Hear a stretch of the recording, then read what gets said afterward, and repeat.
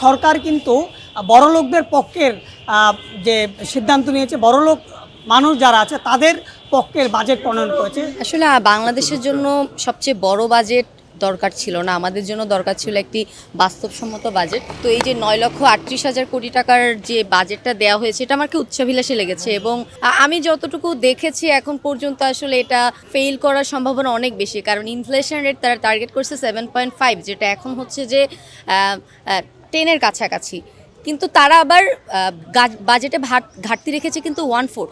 তো এই জায়গাটা থেকে আসলে মানে 1/4 ঘাটতি বাজেট দিয়ে তারা কিভাবে আসলে ইনফ্লেশন 7.5-এ নামিয়ে আনবে এবং জিডিপির যে লাস্ট কয়েক বছরে যে আমাদের জিডিপির যে হারটা, সেটা দিয়ে কীভাবে 6.5 জিডিপি গ্রোথ অর্জন করবে, আসলে এটা আসলে কোয়াইট ইম্পসিবল।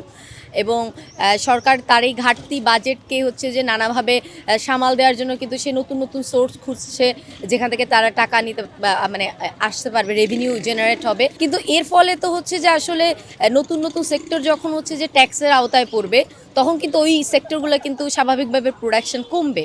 তো এই জায়গাটা মিলে আসলে অনেক বেশি উচ্চাভিলাষী, কিন্তু ওইভাবে বাস্তবসম্মত না। এর থেকে দরকার ছিল যে আমি হচ্ছে যে মানে গভর্নমেন্টের এক্সপেন্ডিচার একটু কমানো দরকার ছিল, যাতে হচ্ছে এই যে ট্যাক্স ভ্যাট এগুলোর উপরে মানে অতি বেশি নির্ভর করতে না। গণ অভ্যুত্থান পরবর্তী সময়ে যে নির্বাচনের মাধ্যমে যে সরকার আসলো, সেই সরকার যে বাজেটটা নিল, একটা বাংলাদেশের ইতিহাসে একটা বিশাল অঙ্কের একটা বড় বাজেট প্রণয়ন হলো, আজকে অনুমোদন হলো।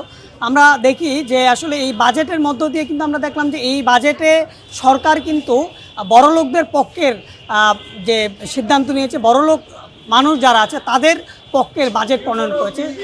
গরিব মানুষ, সাধারণ মানুষ যারা খেটে খায়, তাদের যে দৈনন্দিন জীবনের যে প্রয়োজনীয় যে জিনিসপত্র, সেই জিনিসপত্রগুলির দাম কিন্তু বেড়েছে। আমরা যদি দেখি যে চাল ডাল তেল থেকে শুরু করে গ্যাস সিলিন্ডার, গ্যাস, লবণ বা এরকম যে বিভিন্ন নিত্য প্রয়োজনীয় দ্রব্যগুলি আছে, শিক্ষা উপকরণ আছে, এই শিক্ষা উপকরণের দাম বেড়েছে। শিক্ষার্থীরা কিন্তু শিক্ষা উপকরণের দাম বাড়ার কারণে ক্ষতিগ্রস্ত হবে। শিক্ষার উপর এটার একটা নেতিবাচক প্রভাব পড়বে, শিক্ষার ক্ষতিগ্রস্ত হবে, শিক্ষার্থীরা ক্ষতিগ্রস্ত হবে। এবং আমরা যদি দেখি যে অভ্যুত্থান হয়, নির্বাচন হয়, সরকার বদলায়, কিন্তু সরকার বদলালেও সরকারের যে নীতি সেটা কিন্তু পরিবর্তন হয় না। সেটা আবারও প্রমাণিত হলো এইবারের বাজেটের মধ্য দিয়ে।